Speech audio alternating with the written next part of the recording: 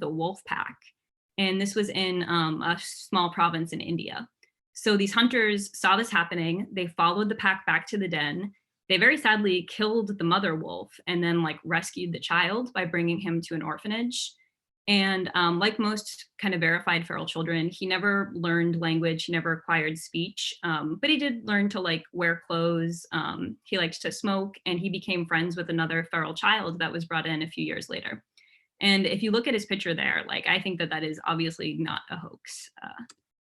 But there are anecdotes and legends throughout the world. There are over 50 stories in India alone that have like pretty good context for possibly being real. So I think that's pretty cool. All right, now let's talk about the negative relationship that humans have with wolves. So we're the worst and we kill everything. In the United States specifically, wolf hunting actually almost led wolves to extinction. There were targeted efforts to eliminate them because there was fear that like they would impact livestock. And by the 1930s, there were only a handful of wolves left in all of the United States. In 1973, the Nixon administration signed the Endangered Species Act, which actually allowed for a pathway for reintroduction. It still took a long time because there was a lot of kind of political back and forth about it. Farmers were very concerned that wolves would eat their livestock. So I don't know, it was a whole thing.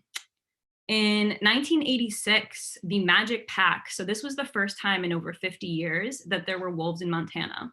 In Glacier Park, a pack of wolves crossed over from Alberta and they were like reintroduced, and it was awesome.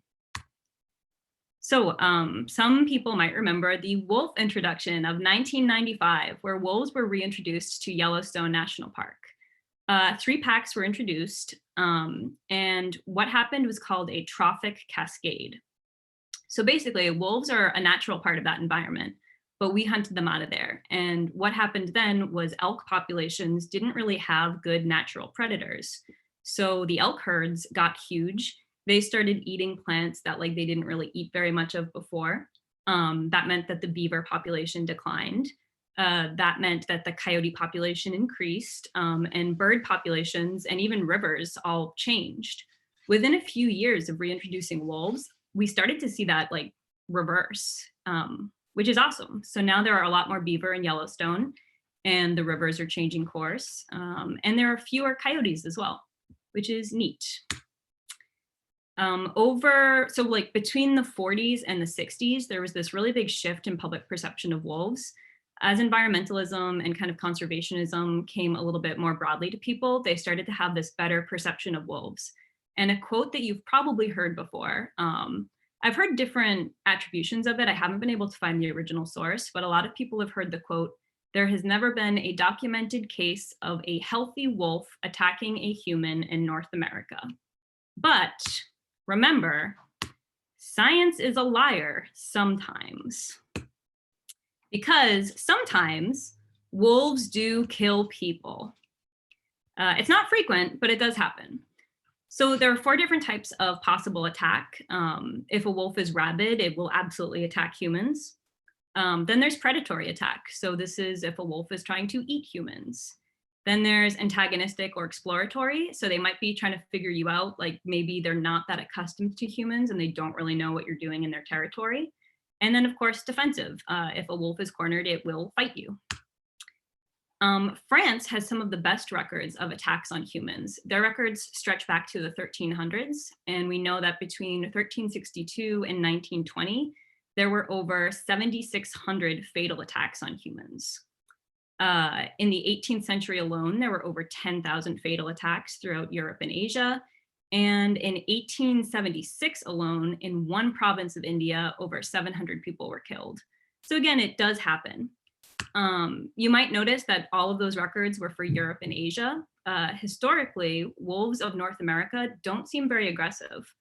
There are a couple of different theories about this.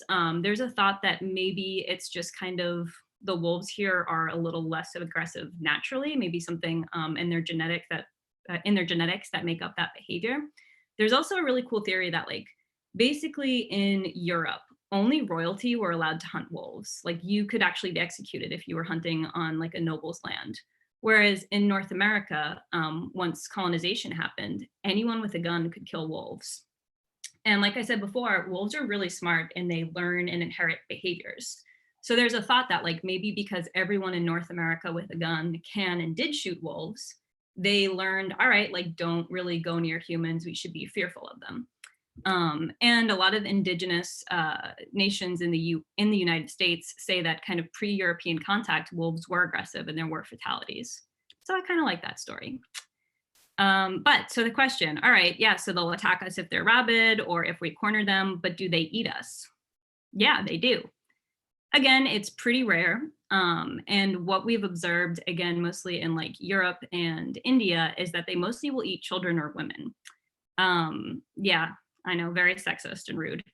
Apparently, we're not really worth the energy that it takes to hunt us. Like I said earlier, you know, they mostly kind of want to go for the big prey like elk, caribou, moose. A human is not really worth the energy. So if they are going to eat us, they're going to go after someone sick or small. Some famous cases of man-eaters. The wolves of Paris in 1490, 40 people were killed. And actually the people laid a trap and they ended up killing the alpha male or the mated male of the pack right outside Notre Dame, which was very cool. The Beast of Gavaudan, so this was in France in the 1760s. Over 210 people were attacked in like a 3-year period. And there were a lot of reports of like, oh, it's a werewolf. Probably it was multiple packs or again, learned behavior that's kind of spread a little bit.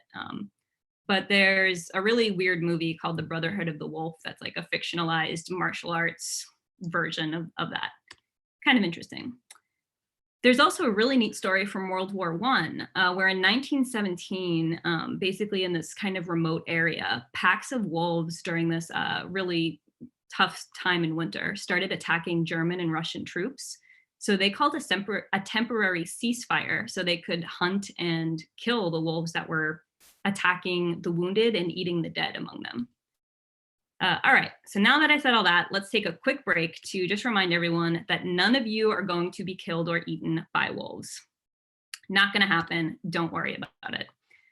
Wolves are really important. I kind of talked about before about what happened in Yellowstone when they were extinct and then when they were reintroduced. This is something that basically could help all over if we let them sort of go back into their natural range. And again, they're pretty smart and they know basically that they will be killed the more they mess with humans. So they really don't very much. Also, they might help you and befriend them or raise your children in the wild. So we should allow them to live and stop killing them. So reintroduction programs have been so successful that now they are actually being removed from like protected species lists and they're allowed to be hunted again, which is bad. So you should tell your representatives not to do that. To be fair, some farmers do lose livestock and elk are harder to hunt now. And I actually met someone from Idaho and she was like yelling about the wolves and how elk are so much harder to hunt. And so I looked into it and turns out the elk population actually isn't that much smaller, but elk are a lot smarter now. Like they don't just stand together in a big herd because now they actually have predators hunting them. So they're a little bit more skittish and a little bit more cautious. So I kind of think that's on Idaho, like figure out how to hunt better. Don't blame the wolves. In summation, wolves are smart, agile. They have really good endurance. They have great eyesight, great sense of smell, good hearing. In our own lore and history, they represent a bridge between our primal selves and our desire to collaborate. So it's, you know, the beast within versus our civil selves. They're not the strongest predator, but they are actually pretty powerful. So they do make a pretty decent battle morph. All right, and here are my sources. I am going to stop sharing the screen, I think. All right, questions. Okay, looks like some questions came in while I was talking. Were pre-agricultural dogs uncute? Definitely not. All dogs were always very cute. I'll pull a Harambe in the wolf den of the zoo. Yeah, go for it. Craig, you know, I almost put in there, Craig, that I think out of everyone, you would be most likely to die by wolves because you seem like you might go on like a bike ride in Alaska or something like that. which would be cool, and go for it. But that is going to increase your risk just a little bit. We should be hunting Republicans. Yes, I would love to go on a group field trip to Wolf Hollow. I've actually never been. Every time I've tried to go, every time I've tried to go, they've been closed. For those who don't know, Wolf Hollow is like a sanctuary in, I want to say like Ipswich or somewhere like that, where they have wolves and wolf dog hybrids. Animorphs did make an appearance. Is the Wolf Super PAC the only kind of super PAC that should be allowed in politics? Yes. Maggie wants to know my puppy's name. My puppy is named Nixon. Yeah, not after Richard Nixon, but after the Richard Nixon from Futurama, the evil head guy. Are coy wolves more dangerous than regular wolves? Ooh, really good question, Sarah. So coy wolves are coyote wolf hybrids. And I guess what do you mean by dangerous? Because they're not as powerful, so they probably couldn't do as much damage to you. But coy wolves are actually the main kind of coyote that we have in the Northeast. They're smarter than coyotes. They're more successful than wolves at living among humans. And so, yeah, they're probably going to be more likely to attack your dog, or if you keep chickens in your yard, they're more likely to go after your chickens. They're also more collaborative than coyotes. So coy wolves actually do have a little bit more kind of wolfish behavior of working together in packs. Have I been monitoring the wolf moose research that takes place on Isle Royal National Park? No, I have not, and I'm going to need to check that out. Thank you very much, Pete. Futurama reference, named animals. Are coyotes in danger of being bred out of existence? No. Coyotes are extremely successful. Coyotes are really, really good at, so there's more scavengers than wolves, and they have actually been, it's kind of weird because their natural range was really similar to wolves, yet coyotes have really thrived among where humans are.